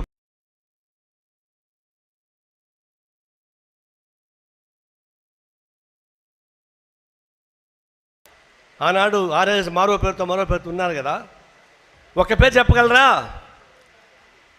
మాకు సంబంధించిన సంస్థ నుంచి నిజాం వ్యతిరేకం, వేరే యోధులను పోగొట్టుకున్నాం, అలాంటి చరిత్ర మేము చెప్పగలం. కొంతవరకు కాంగ్రెస్ పార్టీ కూడా చెప్పగలదు, కానీ బీజేపీ చెప్పేటువంటి అర్హత లేదు. అలాంటి బీజేపీ ఈరోజు వచ్చి ఇది విమోచన ఉద్యమం అని చెప్పని బాకాలు ఊపుతూ ఉన్నారు. విమోచన ఉద్యమం అంటే నాకు చెప్పే సంవత్సరం మళ్ళీ దాని చెప్పకల్లా చెట్టు పేరు చెప్పుకొని కాయలు అమ్ముకోవడానికి వచ్చి, ఓట్ల కోసం వచ్చి, తెలంగాణ సాయుధ పోరాటం కూడా హిందూ మతాన్ని ఉపయోగించి ఓట్లు సందుకోవడానికి వచ్చారు తప్ప ఇంకోటి కానీ కాదు. అంటే ఎక్కడ పోయినా ఓట్లేనా? మతాన్ని ఉపయోగించుకునే ఓటు సంపాదించాలి మీ పని అంతా. మణిపూర్లో మైథిలి పేరుతో ఉపయోగించి దేశం మొత్తం మీదగా మైథిలికి అన్యాయం జరుగుతుందని చెప్పేసి హిందూ ఓటు సంపాదన ప్రయత్నిస్తూ ఉన్నాడు. కర్ణాటక ఎన్నికల్లో జై బజరంగ్ దళ్ అని చెప్పని పిలిపించింది ప్రధానమంత్రి. అంటే ఒక ప్రధానమంత్రి ఉన్నవాడు సెక్యులర్ స్టేట్కి ప్రతిబింబమా, ఒక మతానికి ప్రతిబింబమా అర్థం కాలేదు. ఎవరి కులాలను వాళ్ళు ప్రేమించుకోవచ్చు, తప్పేం లేదు. ఎవరి మతాలను ప్రేమించుకోవచ్చు, తప్పేం లేదు. కానీ కులతత్వం మతత్వం ఉండడానికి వీల్లేదు, రాజకీయ వ్యవస్థ ఉండడానికి వీల్లేదు. కానీ ప్రతిదీ ఆ పద్ధతిని బీజేపీ వాళ్ళు ఉపయోగించుకోవాలని ప్రయత్నిస్తూ ఉన్నారు. ఇక్కడికి వచ్చినటువంటి తెలంగాణ సాయుధ పోరాటానికి సంబంధించి టీఆర్ఎస్ కూడా సంయుక్తను పాటిస్తూ ఉంది. సరే, టీఆర్ఎస్ అప్పుడు పుట్టలేదనుకోండి, కానీ ప్రత్యేక తెలంగాణ ఉద్యమంలో కేసీఆర్ ఏం చెప్పాడు? రోసయ్య ముఖ్యమంత్రిగా ఉన్నప్పుడు, రోసయ్య గారు మీరు తెలంగాణ ఉద్యమాన్ని అధికారపూర్వకంగా ఎందుకు గుర్తించరు, ఎందుకు దానికి సంబంధించిన ఉత్సవాలు చేయని చెప్పేసి బెదిరించాడు. మహారాష్ట్ర వాళ్ళు చేస్తున్నారు కదా, కర్ణాటక వాళ్ళు చేస్తున్నారు కదా, నీకేం వచ్చింది పోవడం చేయడానికి అభ్యర్థన పెడుతున్నావు కాబట్టి మాట్లాడాడు. కానీ ఇప్పుడు 9 ఏళ్ళు అయిపోయింది కదా వచ్చి, మరి ఎందుకు భయపడతా ఉన్నావు? అధికారపూర్వకంగా ఏం చేయలేకుండా పోతున్నావు. చేస్తే భయం ఏంటంటే ఎంఐఎంని చూస్తే మీకు ప్యాంట్ తడిచిపోతుంది. ఎంఐఎంని చూసి భయపడతా ఉన్నావు. ఎంఐఎం ఎవరు? రజ్వీకి పుట్టినటువంటి కుక్కమూతి పిందది. నిజాం నవాబుకు అనుకూలంగా ఉండే పద్ధతితో ఎంఐఎంని పుట్టించిపోతే ఆ పేరుతో బతుకుతున్నారు ఎంఐఎం వాళ్ళు. ఎంఐఎం వాళ్ళు ఒక సెల్బుల్ కమోడిటీ భారతదేశంలో. అంగట్లో పెట్టి అమ్ముడు పోయేటువంటి సరికి ఎవరు ఉంటే అది ఫస్ట్ ఎంఐఎంకి వస్తుంది. ఒకవైపు బీజేపీకి వ్యతిరేకంగా చెప్తారా?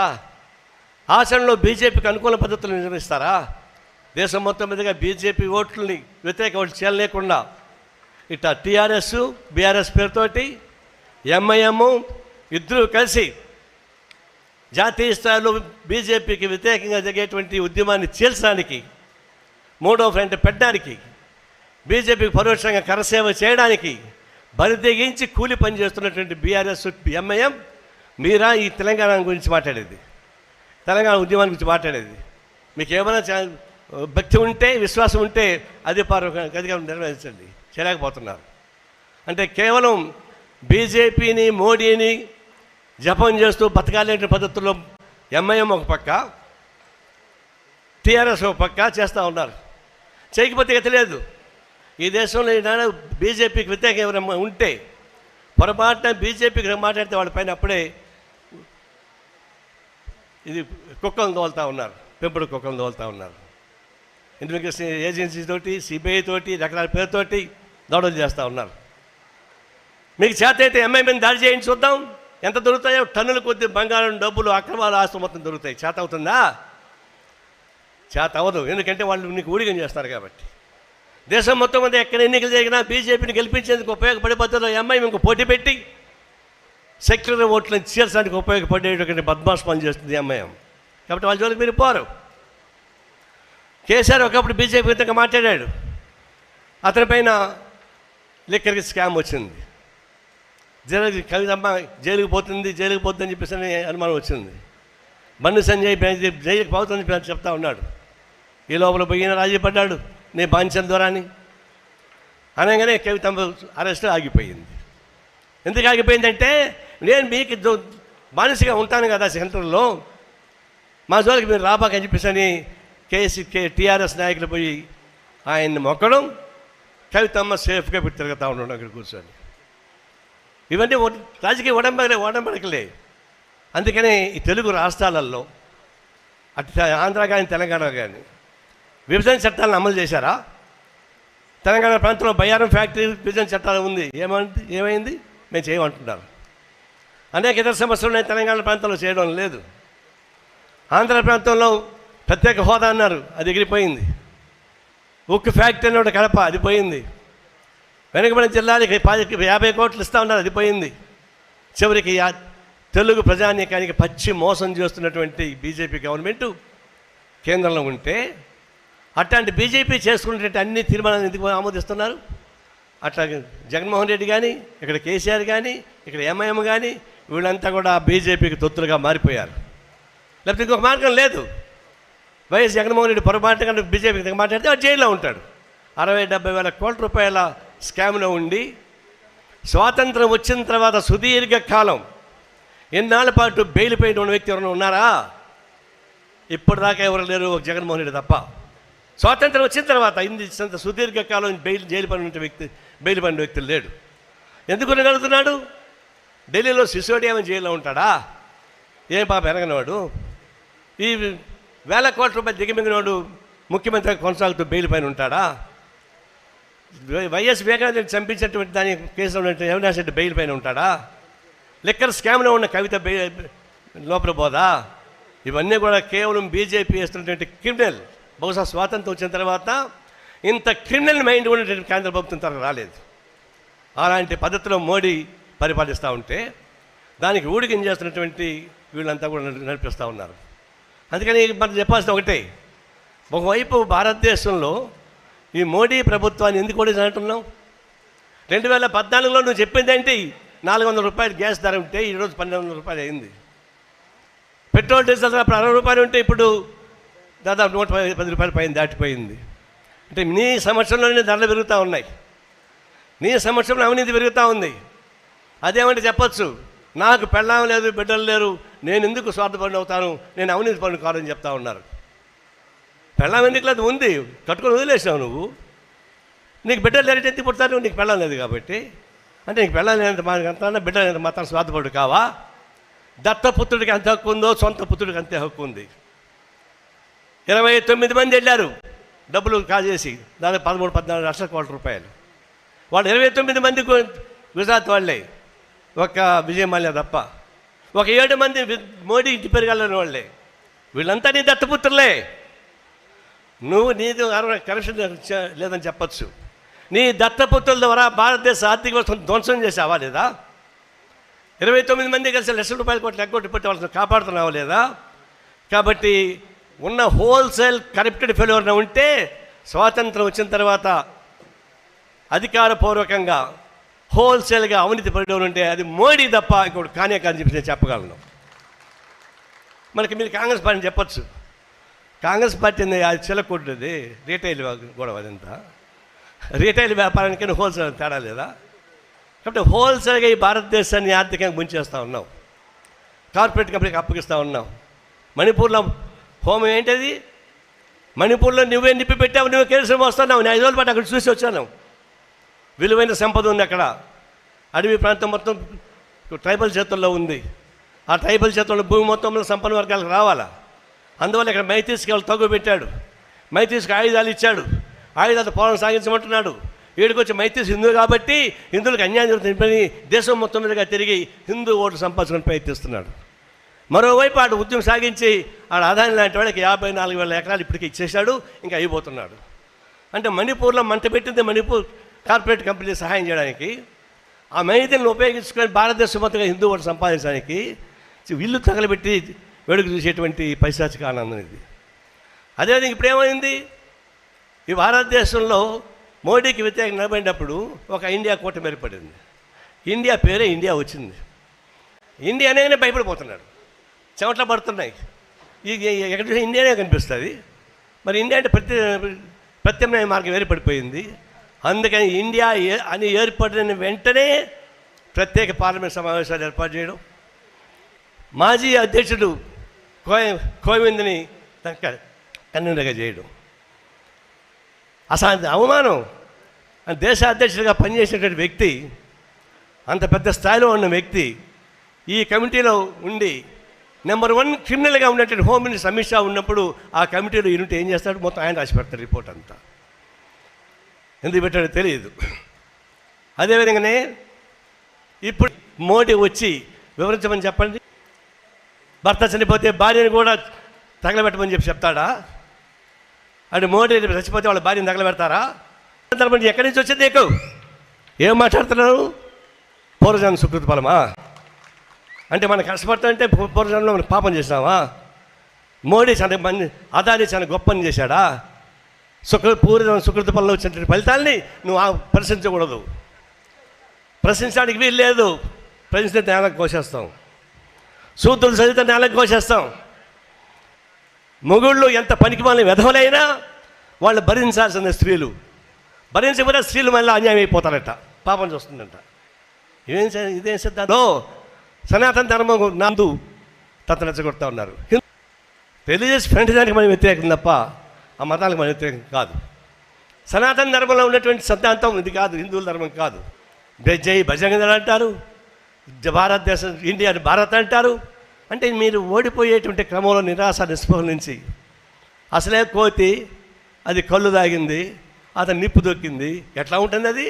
అట్లా ఉంది మోడీ అమిత్ షా ఇద్దరు కలిసి.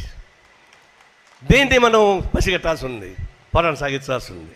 ఇప్పుడేం చెప్తా ఉన్నాం, తెలుగు ప్రజానీకానికి అన్యాయం చేసే పద్ధతిలో మోడీ ఉంటే మోడీకి ఊడిగం చేసే ప్రత్యక్షంగా పరోక్షంగా ఎవరు ఊడిగం చేసినా వాళ్ళు తెలుగు ప్రజానీక శత్రువులే. మోడీ విధానం ఆమోదిస్తే ఈ భారతదేశ సెక్యులరిస్ట్ వ్యవస్థ పోతుంది. ప్రజాస్వామ్యవాది కాదు, మతోన్మాది, సెక్యులర్ వ్యవస్థ కాదు వాళ్ళకి కావాల్సింది. వీళ్ళకేముందయా? పిల్లలకన్నా తల్లికి తెలుసు కడుపు తీపి. పేగుబంధం మీకు తెలుసా? పేగుబంధం తెలిసి ఇట్లా మాట్లాడతారా? మతాన్ని రెచ్చగొడతారా? తెలంగాణ ఉద్యమాన్ని ప్రచురిస్తారా? తెలంగాణ ఉద్యమంలో పాల్గొన్నది మహాతల్లి కమలమ్మ, వరంగల్ నుంచి. ఆమె భర్త అండర్గ్రౌండ్లో ఉన్నారు. అప్పుడు వాళ్ళకి బిడ్డ పుట్టింది. ఆ శిశువు పేగుబంధం. ఎవరైనా సరే దేశంలో ఈ వ్యవస్థలో పేగుబంధాన్ని తెలుసుకోలేరు. కానీ కన్న శిశువు ఏడిస్తే డెన్ను రహస్య కేంద్రం తెలిసిపోతుందని, పోలీసులు పట్టుకుంటారని చెప్పని వెంటనే పార్టీ నిర్ణయించింది, కమలమ్మ నీ పేగుబంధం తెచ్చుకో, నీ బిడ్డను తీసుకెళ్ళి ఎక్కడ వదిలిపెట్టు, ఇది ఆదేశం అని చెప్తే ఒక్క మాట కూడా చెప్పకుండా, అయ్యో నా బిడ్డే 9 నెలలు పంచి పోషించానే, నా కన్న పేగు పోతానని బాధపడలే. ఇది మహత్తర తెలంగాణ సాయుధ పోరాటం అంకితమైనటువంటి మహాతల్లి తీసుకెళ్ళి వదిలిపెట్టి వచ్చింది. ఆ బిడ్డ అక్కడ తెలియదు. ఇప్పుడు కూడా ఇలాంటి త్యాగాలు ఉన్నారా? తెలంగాణ గురించి మాట్లాడేవాళ్ళు బీజేపీలో మీరున్నారా? అట్లాంటి త్యాగాలు చూడినటువంటి కమ్యూనిస్ట్ పార్టీ. మీకేం తెలుసా గొడ్డుపోతాళ్ళకి? మీరు ఎట్లా మాట్లాడతారు? ఈ దేశం ఏమైనా అయిపోతా అంటున్నారు. ఎట్లా వచ్చింది అది? స్వాతంత్ర పోరాటంలో పాల్గొనేటువంటి చరిత్ర మాకు ఉంది. ఆనాడు బ్రిటిష్ సామ్రాజ్యానికి వ్యతిరేకంగా ఒకే మాట, బ్రిటిష్ వాళ్ళు పోవాలని చెప్పని అన్ని కులాలు మతాలు ప్రాంతాలు మొత్తం కలిసి ఏకంగా నిలబడినాక సాధించుకున్నాం. అయితే దేశంలో అనేక సమస్యలు ఉన్నాయి. ఈశాన్య ప్రాంత సమస్య వేరుగా ఉంది, జమ్మూ కాశ్మీర్ సమస్య వేరుగా ఉంది, దక్షిణ భారతదేశం వేరుగా ఉంది. ఇవన్నీ రకరకాల పద్ధతులు ఉన్నాయి. అందరినీ కలుపుకొని అన్ని వర్గాలు కులాలు మతాలు ప్రాంతాలను కలుపుకొని భారతదేశంగా దీన్ని రూపొందించుకున్నాం. ఇది ఫెడరల్ స్టేట్. ఇది ఫెడరల్ స్టేటు లౌకిక వ్యవస్థ. ఇంత కష్టపడి సాధించుకున్నాం కాబట్టి ఈ దేశం చీలిపోకూడదు. ఈశాన్య ప్రాంతాలు సపరేట్ దేశం కావాలని కోరితే, పంజాబ్ ఖలిస్తాన్ మా సపరేట్ దేశం కావాలని కోరితే చంద్ర రాజసభ ఏం చెప్పాడు తెలుసా? మా దేహం మొక్కలైన ఈ దేశాన్ని మొక్కలు కాదేమో అని చెప్పగలిగింది ఎవరు ఉంటే అది భారత కమ్యూనిస్ట్ పార్టీ నాయకు చంద్ర రాజసభ గారు. మాకు తెలుసా ఈ దేశంలో సమైక్యత, ఈ దేశం చీలిపోకుండా ఉండాలని, మతపరంగా కొట్లాట ఉండకూడదని, కలిసి ఉండాలని. అందుకనే భిన్నత్వంలో ఏకత్వం అన్నాం. ఆ భిన్నత్వంలో ఏకత్వం అనే విధానాన్ని మొత్తం చెడగొట్టి డబుల్ ఇంజిన్ పేరుతోటి ఈ దేశంలో కింద నుంచి పైన ఒకే పార్టీ ఉండాలని కోరుకుంటున్నారు. మరి మణిపూర్ ఏమైంది? కర్ణాటక ఏమైంది? విధానాలు ఉండాలి తప్ప డబుల్ ఇంజిన్ కావాల్సింది. ఈ దేశంలో నేనే పరిపాలించాలా, ఒకే ఎన్నికలు ఉండాలా, ఒకే వ్యక్తి ఉండాలా, అది ఆర్ఎస్ఎస్ ఉండాలా అనే ప్రాంతంలో వస్తే ఈ దేశం మొక్కలైపోద్ది. దేశం మొక్కలైపోతే నాకేమయ్యా, నేను ప్రధానమంత్రి కావాలని కోరుకుంటున్నాడు. ప్రధానమంత్రి కూడా కాదు, చీల్చుకుంటూ వస్తూ ఉన్నాడు. ప్రెసిడెంట్ ఆఫ్ ఇండియా ఎవరు? ఆదివాసీ మహిళ, అంతే కదా? అంటే ఆదివాసుల మీద చాలా ప్రేమను పెట్టాడా? ఆదివాసుల మీద ప్రేమ ఉంది కదా ఆమెను పెట్టింది. ఫారెస్ట్ అమెండ్మెంట్ బిల్లు వచ్చింది పార్లమెంట్లో, పెడతారని తెలుసు వాళ్ళకి. ఇప్పుడు పార్లమెంట్ పాస్ చేసేసాడు, సంతకం పెట్టాల్సింది ప్రెసిడెంట్ ఆఫ్ ఇండియా పెట్టాలా.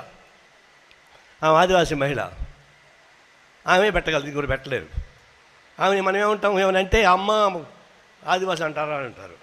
దానికోసం పెట్టాడు తప్ప ఇంకోటి కానీ కాదు. అందుకే మన మణిపూర్ నుంచి వచ్చిన తర్వాత నేను రాజా అందరం కలిసి ప్రెసిడెంట్ ఆఫ్ ఇండియాని కలిసాం, అన్ని వివరాలు చెప్పాం. లాస్ట్ వస్తూ ఒక మాట అన్నాం, మా ఫారెస్ట్ అమెండ్మెంట్ బిల్లు వస్తూ ఉంది, ఆ బిల్లు మీద సంతకం పెట్టబాక పెడితే ఆదివాసం మొత్తం అన్యాయం అవుతుందని చెప్పేసి దండం పెట్టి చెప్పాం. ఈయన ఊరుకుంది పాపం మహాతలు. ఏం చేస్తామే? ప్రెసిడెంట్ ఆఫ్ ఇండియా ఏమైనా ఉందా? ప్రెసిడెంట్ ఆఫ్ ఇండియాని తగ్గించేశాడు.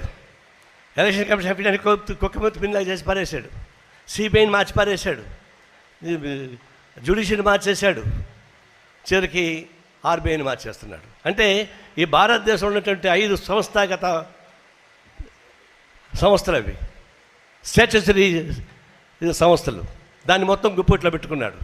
ఇప్పుడు పార్లమెంట్ని రద్దు చేయాలా, అసెంబ్లీని రద్దు చేయాలా, ఎన్నికలకు పోవాలా, దానికి సంతకం గుడ్డిగా పెట్టే ఉన్నారు. జ్యుడిషియల్ లొంగిపోయింది కాబట్టి జ్యుడిషియల్ సంతకం పెడతారు. బస్సు పట్టిన జ్యుడిషియల్ ఇప్పుడు ఎలక్షన్ కమిషన్ ఎవరు తెలుసా? 4వ ప్లేస్లో ఉన్నటువంటి ఆర్ఎస్ఎస్ వాడు గుజరాత్లో ఉంటే వాడిని తీసుకొచ్చి ముందర ప్లేస్లో పెట్టి ఈసీకి కమిషనర్ చేశాడు. వాడు రాగానే చేసింది ఏంటంటే సిపిఐని గుర్తింపు రద్దు చేశాడు. అట్లాంటి వాడు ఇప్పుడు దానిలో ఉన్నాడు. ఆ విధంగా మొత్తం మార్చుకుంటూ వచ్చిన తర్వాత ఇక ఏకచక్రాధిపతిగా రాజ్యాంగాన్ని మార్చాలని ప్రయత్నిస్తున్నాడు. బై హుక్ ఆర్ క్రూక్ రాజ్యాంగాన్ని మార్చాలా, వాడికి అనుకూలంగా తీసుకొని పెట్టుకోవాలా, అమెరికా పాలనలో అధ్యక్ష సహా పాలన తీసుకుని రావాలా, దానికోసం చదువు చేసుకుంటూ పోతా ఉన్నాడు. సాధ్యమవుతుందా? బ్రిటిష్ సామ్రాజ్యాధితంగా పోరాటం సాగించిన చరిత్ర ఉంది. తెలంగాణ సాయుధ సాగించిన చరిత్ర ఉంది. ఇంకా గ్రామీణ ప్రాంతాల్లో శక్తులు చేస్తే బలంగా ఉన్నారు. ఏం భయపడక్కల్లా. నువ్వు అందాక వస్తే అంత తగ్గిస్తే ప్రజలు కూడా సాయుధులై పోరాటం సాగించి బీజేపీని కూల్దోస్తారు తప్ప ఆమోదించే ప్రసక్తి లేదు. అందుకనే నిలబడ్డాం. ఈ తెలంగాణ ప్రాంతంలో, ఆంధ్ర ప్రాంతంలో, భారతదేశం మొత్తం మీదుగా బీజేపీకి ప్రత్యక్షంగా పరోక్షంగా ఎవరు సపోర్ట్ అంటే వాళ్ళని ఓడించడం, సెక్యులర్ సిస్టమ్ గెలిపించడం ఒక ధ్యేయంగా పెట్టుకున్నాం. అది తెలంగాణ సాయుధ పోరాటం దిశగా చేస్తూ ఉన్నాం.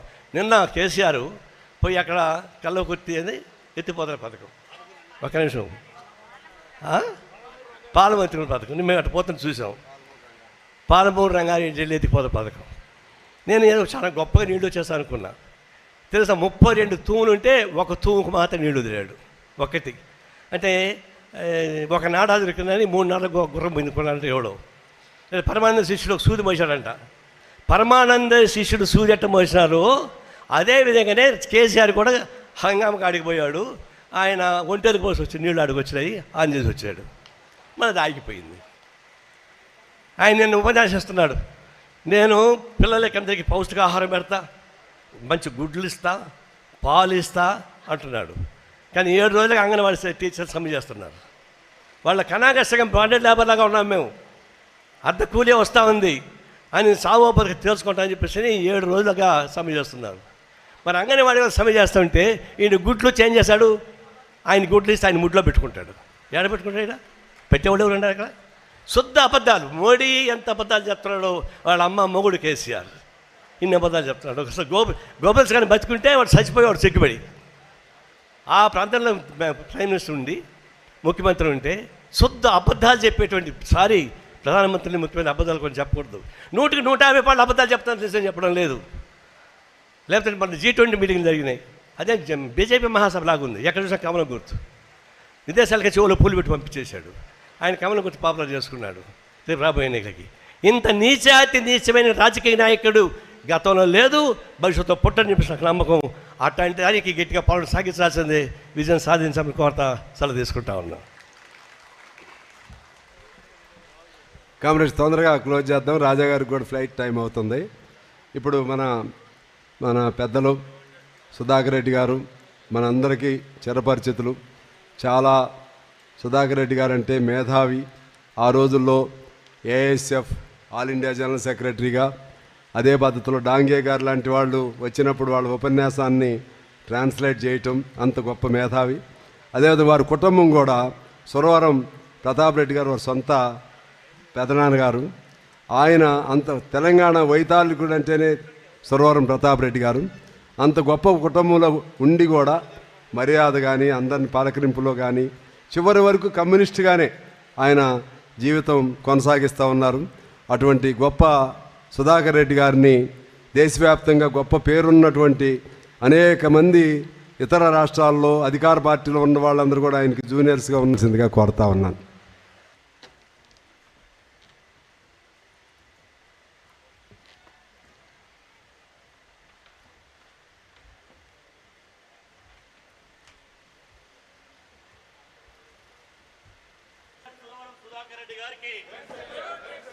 Red salute comrade Suravaram Sudhakar Reddy గారికి.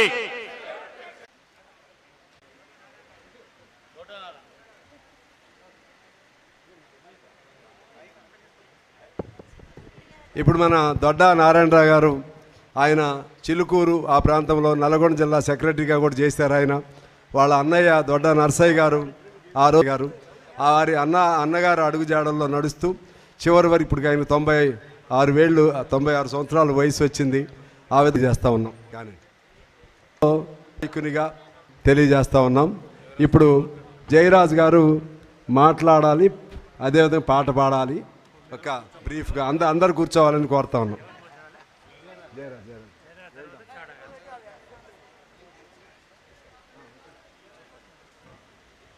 First to be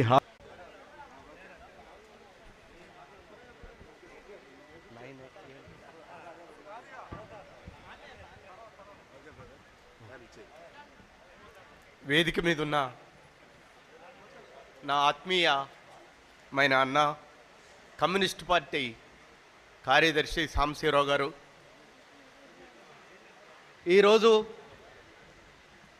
Babasaheb Ambedkar communist పార్టీకి వర్కింగ్ క్లాస్ నుంచి ఒక నాయకత్వం ఉండాలని కోరుకునేవాడు. అదే రకంగా ఈరోజు సుధాకర్ రెడ్డి అందుకు నేను చాలా గర్వంగా ఫీల్ అవుతున్నాను.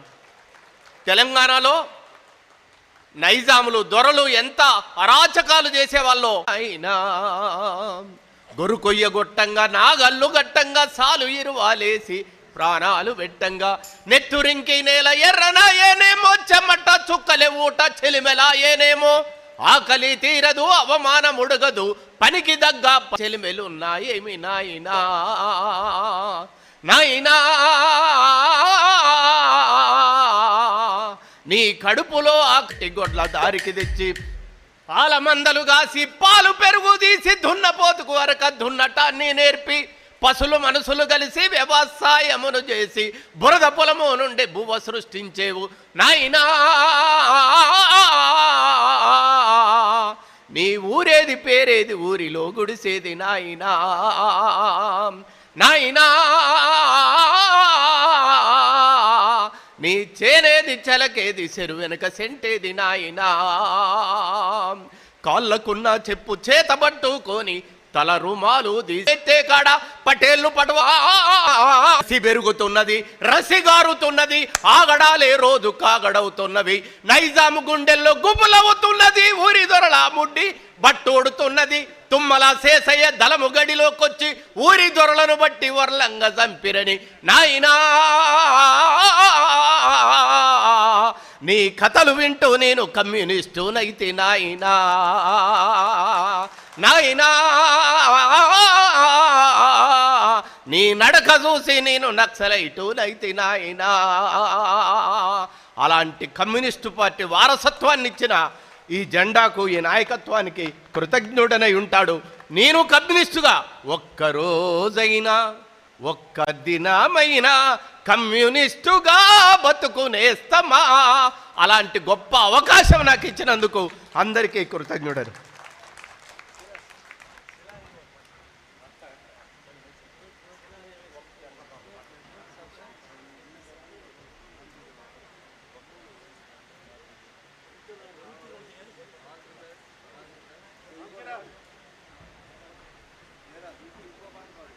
ఈరోజు దేశంలో ప్రపంచంలో నారాయణ గారు ప్రత్యేకంగా అడిగాడు, శిలా నీవే శిల్పి నీవే, శిలా నీవే శిల్పి నీవే, శిల్పము నీవే సృష్టిలో, నిన్ను నువ్వు మలుచుకుంటూ నిలిచిపో చరితలో, పుడమిలో అణువు నీదే పరవశించుట నేర్చుకో, జీవితం నీ మళ్ళీ రాదు సార్థకం చేసుకో, శిలా నీవే శిల్పి నీవే, శిల్పము నీవే సృష్టిలో, గాయపడకుండా హృదయం గేయమవుతుందా, కలత పడకుండా మెదడు కావ్యమవుతుందా, ఉలికి భయపడితే శిలలు శిల్పమవుతాయా, అలకు భయపడితే నావ ధరికి చేరేనా, ఆటుపోటులు ఎదురు దెబ్బలు లేని జీవితమున్నదా? ఓర్పును చవి చూడకుండా మార్పుకు తావున్నదా? శిలా నీవే, శిల్పి నీవే, శిల్పము నీవే సృష్టిలో. Thank you. కామ్రేడ్స్, ఇప్పుడు మన కామ్రేడ్ కష్టాల వెంకన్న గారు రాసిన పాట, పాండురంగారావు గారు నల్గొండ జిల్లా ప్రజానాట్యమండలి కళాకారులు పాడిన ఈ క్యాసెట్ని కామ్రేడ్ రాజా గారు ఆవిష్కరించాలని కోరుతా ఉన్నాం. ఓకే, ఇద్దరు ఆయన ఉంటే చాలు. Come come please. ఓకే,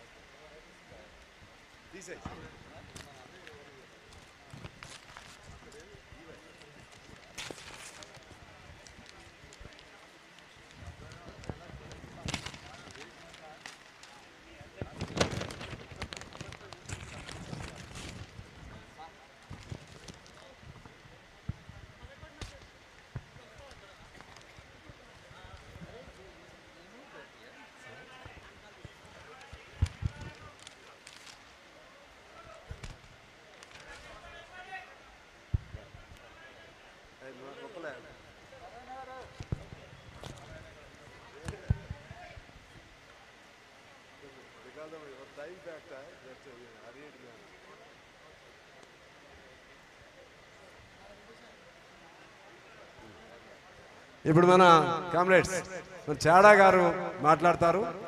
వారి తర్వాత పల్లా గారు ముగింపు చేస్తారు. అయిపోయింది, కొద్దిసేపు ఒక 5-6 నిమిషాల్లో క్లోజ్ చేద్దాం. సభాధ్యక్షులు రాష్ట్ర కార్యదర్శి కూన సాంబశివరావు గారు, ఈనాటి కార్యక్రమానికి